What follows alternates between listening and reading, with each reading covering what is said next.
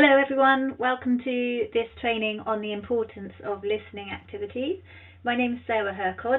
I am the Area SENCO for the Early Years Southwest Stronger Practice Hub, and I'm also a qualified teacher of deaf children and young people. So the Early Years Southwest Stronger Practice Hub is one of 18 hubs working really closely with the Education Endowment Foundation and the Department for Education to share the evidence base around early years provision and practice and to strengthen provision and practice.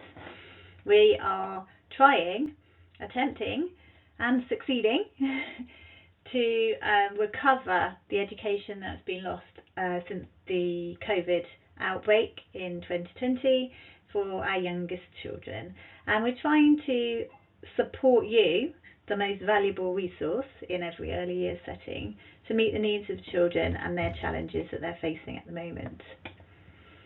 So we've got lots of support on offer as a hub. We can visit you, we can talk to you on the phone, we can have email communication going back and forth, we can coach and mentor you through networks and training events. We're offering these recorded sessions to try and meet some of the needs that are out there, and we'd really appreciate your feedback on them actually to find out whether they are a helpful way of helping you with your learning and your professional development.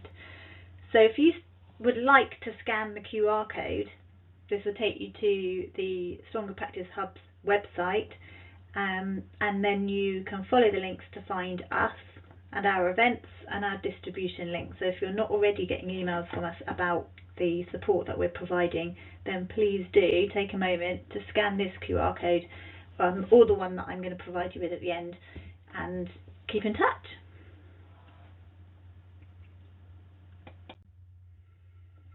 We're going to take some pauses as I go through this training just to reflect on the aims of what we're aiming to do and our practice and our provision. So your first question, your first moment to pause is just to think about for a moment, how are the children that you work with, how are they getting on with their listening skills right now? Would you say that their listening skills are roughly age appropriate? Are there some children who are causing you some concern? In another piece of training that I've recorded on education recovery, I talk about Ofsted's Best Start in Life research review, and they have highlighted some of the main challenges that we're facing in the early years sector at the moment, and have also summarised it.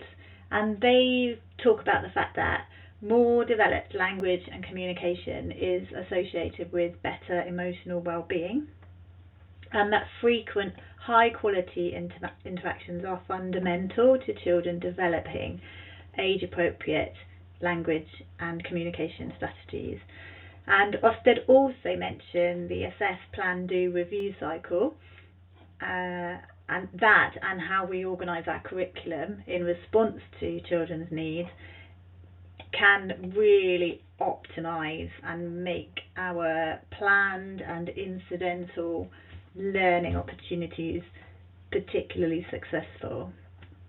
There's much more on this, as I said, in the education recovery workshop, so please do let us know if you would like access to that. My second question, thinking about those children who might be having some challenges with their listening skills, are there some environments or situations that are helping them? And are there some environments or situations that are not helping them with their listening? This is workshop 1 out of 2. So this workshop talks about all the lovely listening activities that we can do with children that you probably already are doing with children. And workshop 2 talks more about the environment that we're providing for children in terms of supporting their listening.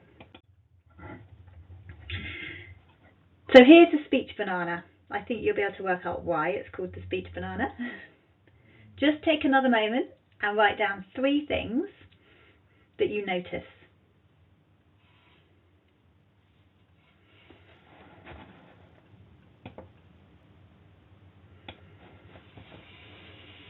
It's one of the downsides of a recorded session. I would love to see what jumps out at other people from this graph. I love it in my work with deaf children and their families and their teachers and their professionals that work with them. I just love the impact of this illustrated graph. So I'll just explain it for you in case there's a lot of information here. It could be quite confusing. So across the top, you've got numbers 125 right through to 5,000, and these represent the pitch of sound, as in whether it's a low, deep sound over on the left, like a piano keyboard really, or whether it's a high sound or a high-pitched sound like a piano keyboard, which would be over on the right, wouldn't it? And then top to bottom, along the side, you've got the levels of loudness, and that goes the wrong way round. So 0 is at the top, that's the quietest sound, and it goes right down to the loudest sounds that are actually quite painful for humans to hear. So that bit is upside down in terms of how graphs are normally presented. Have a look at the speech sounds that are contained within that banana. And just have a look at how many speech sounds a child would miss if they had a mild deafness. I'm just going to throw some statistics at you because I think these are really relevant to what we're going to be thinking about in terms of listening. And the aim of this training really is to underline for you the importance of having listening activities available for children, whether they're planned or whether they're in the moment responses that you give to them. So 90% of new knowledge is picked up incidentally through overhearing or noticing what's happening around us. So if you can't hear, then you can't access the high quality interactions and outstanding practice and provision that is being offered all around you. So that's quite a significant statistic, isn't it? Here's another one. 64% of deaf children don't meet their early learning goals when they get to the end of foundation year in school. That's not good, is it? Whereas, and this is still not good, no children should be missing this marker, but 30% of hearing children don't meet their early learning goals. So you've got double the amount of children, or double the amount of challenge if you're deaf. This is a statistic that I thought was quite affirming for us in the early years sector actually. So it's 60% of referrals to sensory services, which is audiology, hearing services, come from outside that screening test that happens when babies are born. You might have your own children and remember that assessment. You may have a child who has some hearing challenges that were picked up at birth, but 60% of referrals come outside of that, so they're not picked up at birth. And these referrals, this 60% relates to referrals that happen after the child has started statutory education. Now remember, statutory education starts in year 1, so we're talking about children being picked up really quite late in the day, unless we spot them in the early years. And this is what I want to share with you next. So this statistic tells us that 6% of all teachers of deaf children and young people have an additional postgraduate specialist qualification in early years. So that's not many, is it? So teachers of deaf children and young people don't always have the early years skills, knowledge and understanding that you have, and in fact that 6% used to be 9%, so it's dropping. So we need you are important here. Let's fast forward to the future for the children that we're looking after at the moment. If they have got some hearing challenges that are impacting on their ability to listen and to access all those wonderful incidental learning opportunities that are available to them, so if they're having challenges with that, on average, by the time they get to GCSEs, deaf children are a whole grade below their hearing peers. And there's no reason why they should be, because deafness isn't a learning disability in itself. It's just not having access to the sound around you that creates that disabling environment. So there's no quick fix for this, and delayed learners can't be expected to demonstrate age-appropriate skills at the end of formal education, so at GCSEs or Year 6 SATs, for example, without the intervention that they need in the early years, where they're missing already all of that lovely incidental overhearing learning opportunities. Okay, we can't expect them to catch up in Year 6 and pass their SATs and catch up in year whatever it is, I can never remember, GCSE years, and catch up without us putting the work in now. So we're really important. So we know there's a huge focus on helping children to learn to speak, and we know there's a lot of delays in this area at the moment. But we're just going to have a quick look at where speaking starts to emerge. And you can see I've circled, look, it's awareness and it's listening.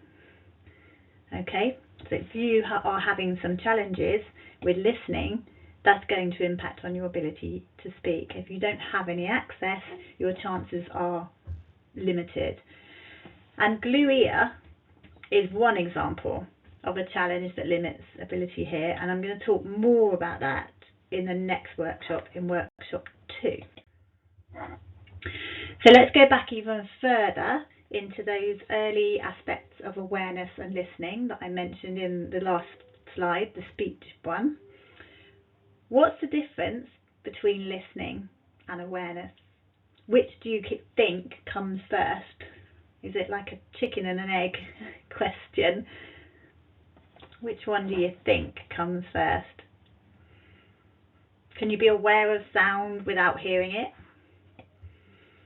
If you've ever heard Evelyn Glennie talk about deafness and listening and music, she's a profoundly deaf musician, she's a percussionist, and she would tell you that yes, you can be aware of sound without receiving the sound through your ears, because she talks about the fact that your body is a resonant chamber.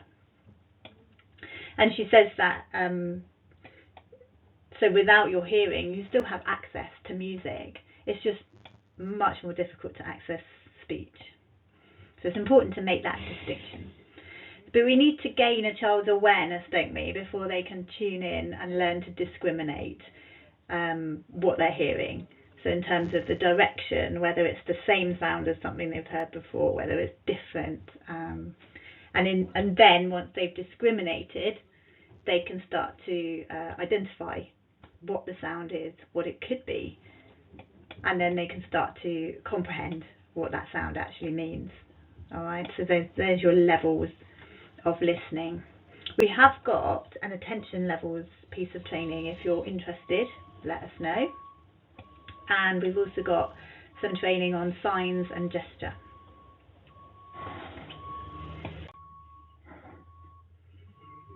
So here's your next take a moment. This slide is showing us the stages of development in terms of listening, and I've lifted this out of Development Matters. No, I haven't. This one isn't from Development Matters.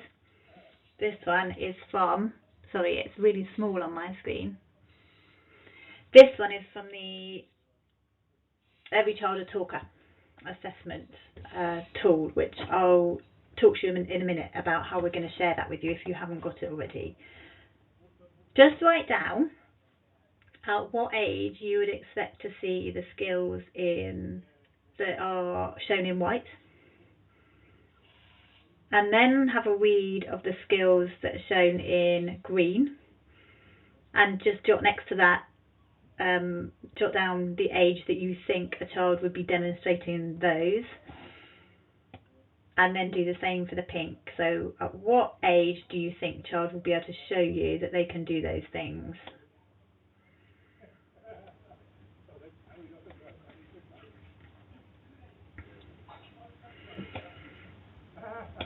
So at the end of this training, I'm going to share a QR code with you that links to a feedback form. And once we've got your feedback from you, we'll release a listening pack that contains the ECAT monitoring tool, the Every Child a Talker monitoring tool, and some other resources that I'll mention as we go along. So how did you get on? Did you work out that the writing in white relates to children around 12 months to 24 months, 1 to 2 years? Yeah, and the writing in green is roughly 2 to 3 years. And then the writing in pink relates to children's listening skills between 3 and 4 years.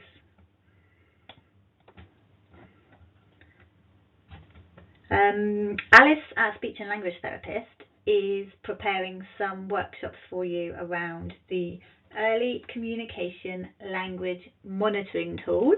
It's called the ECLMT, and that one, which we'll send out to you in the listening pack as well, is particularly useful if you've used the ECAT tool to assess a child's listening and their areas of strength and challenge, and if that's thrown up some difficulties for the child, then you can dig a bit further down into those areas of difficulty using the ECLMT tool, the Early Communication and Language Monitoring Tool, so that tool will help you with target setting and will help you with writing IEPs, and which can then help with referrals and EHCP proposals if you've got children who are struggling with listening.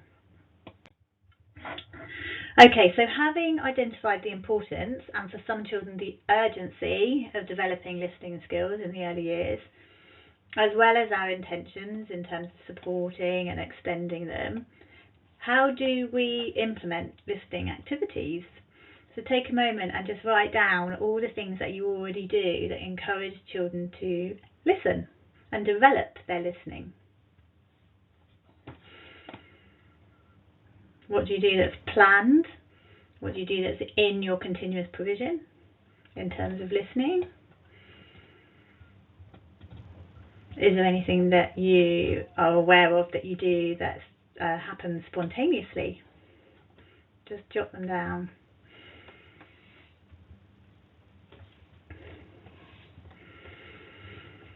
So because I have listening challenges, I'm actually deaf, I rely on visual information a lot, which is why I decided not to list all the things that you could do in terms of listening activities. I decided to go for pictures instead, because pictures for me are very, very helpful.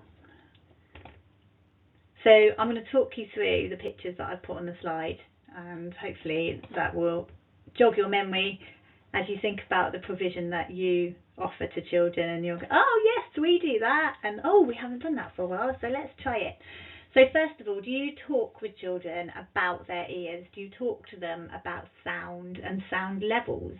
Do you talk to them about types of sound and whether they like sounds, whether they don't like sounds? And do you compare sounds with them? Do you sing songs and rhymes with the children? I really hope you do. And do you get the musical instruments out? I tend to take musical instruments outside because it can be quite intense, can't it, listening to them indoors? Do you take time in your group times to listen to music with the children? It's a passive activity, but some children find that particularly helpful. Do you encourage children to listen to the sounds in nature? We've got some weather sound boxes at Ham Drive Nursery that we, if it's a windy day, we pull out the windy box, and we've got things that shake and rattle in the wind and get the children really listening to that. You can also map sound with children. There's some lovely activities on the Sensory Trust website where talks about just talking to children about what they can hear on one side, in front of them, on the other side, behind them, up above, down below, and they can map those sounds. And older children, and particularly children in reception, can start to draw the sounds that they can hear or make around that. All these ideas are in the listening pack that we'll send you. There's also pretend play, children listening to each other. exercise play, again, children engaging and interacting with each other and listening to each other. How do we support that? There's quiet games we can play. There's that lovely sound lotto that children really seem to enjoy, like a bingo where you play a CD and it plays different sounds, and then the child puts a counter on an image that represents that sound. They really love that. And story time, listening games. Don't they all just love What's the Time, Mr. Wolf? Granny's Keys is another one where you have a bunch of keys in the middle. Everyone shuts their eyes. One person goes and collects keys and puts them behind their back. Can everybody work out who it was from the direction of the sound? There's also musical games, isn't there, like musical bumps and musical chairs. Just be conscious if you do have deaf children in your setting. Games that rely on listening that ultimately leave someone as the last man standing can be quite difficult for us deaf people, because we quite often are the last man standing because we're at a disadvantage, aren't we? Games like Chinese Whispers are just impossible for us, so just think carefully about the sorts of games that you're offering, and opt for the ones that are inclusive, like turn taking on instruments or whole group call and response, so that our response is incorporated into everybody else's and we're not left feeling kind of like we stand out. I talk about this a lot, so I'm really sorry. Not Letters and Sounds Phase 1 is brilliant for listening activities, and there's a link in the pack that I'm going to send you to some really useful resources produced by some lovely people in York, I believe. So let's think also about spontaneous sounds, so sounds that are occurring in the environment, sounds that you can't always plan for but that crop up. We can help children to label those sounds, can't we? So in particular, sounds that are new to the children, and especially if you've got children who are known to experience glue ear or who have diagnosed deafness, or you suspect that there's going to be a diagnosed deafness. If they've got newly fitted or recently reprogrammed hearing devices, it's possible and highly probable that every time they get a reprogram, new sound levels, new pitches are available to them, and new levels of loudness as well are available to them. So children might be hearing sounds that would have previously not been available to them. So for example, if you have a mild deafness and you're not wearing any kind of device to support you with your hearing, you're not going to hear leaves rustling. If you put a device in, you'll hear that, and you'll need a bit of support. So having adults around to point those things out for you is really helpful, as well as rude noises and jokes. If you're having some listening challenges and you miss the joke, but everybody else is laughing, it's really helpful if you've got a hearing partner, an adult, or even we can train the children to do this, to point out what everybody's laughing at so that you can be included and be part of that great situation. And remember, you've got a concept of what these sounds, I've given you some visual representations here. You've got a concept of what these sounds are, and you've got the ability to, you're habituated to them, so you've got the ability to effectively park a sound if it's not a sound you want to hear, and you can tune your listening in to what you want to hear, but young children can't do that yet. So you need to lend them your ears, your discrimination, identification and comprehension skills to support them to develop those skills too.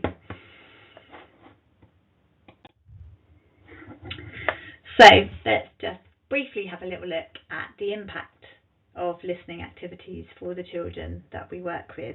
If we get it right in the early years, what does their next teacher thank us for? And then if they get it right, what does the next teacher thank us for? And on and on and on. So this diagram goes right into year 1-2, really, at the top right end. It shows us the journey from on the left, before, I don't know if you can see, there's really faint dotted lines roughly a third of the way along from the left. That's all your early years work. That's us tuning into sounds with all of those activities that I've discussed, and all the wordplay activities that you offer them through stories and rhymes and silly talk. And then on the right side of that dotted line, we've got everything from reception right through to year 1 and 2 at school. And it's really important to understand the difference between phonological awareness and phonics. Okay, and this is what the children have access to at school, is the phonics side of things, in terms of mapping the sounds in speech to what they're reading and what they're writing. Okay, but everything we do in the early years is supporting them to develop the awareness to then be able to use that in reading and writing. So phonological awareness is discriminating, identifying, comprehending, and it underpins everything else. So if their phonological awareness is delayed, then they can't move on, can they? Which is why our listening activities are so important. In the summer term, for our 3 and 4 year olds, if they've been with us for a year, the Letters and Sounds Phase 1 programme moves into exploring syllables, which you can see on here. Tapping sticks are a really nice one. Tap your name, Sarah. There's a lovely song that goes with those as well, that's hopefully in the pack. If not, let me know if you need it and I'll teach it to you. Then we've got alliteration. Everyone loves a bit of Peppa Pig. So these are words that's combination of words that start with the same initial sound. We've got rhyming. We've got onset, which is the first sound in a word, like k in cat. And then we've got rhyme, which is the at bit after the k in cat. K, at. We can start playing around with this with our 3 and 4 year olds. We can give them instructions using a little bit of robot talk and see what they can handle.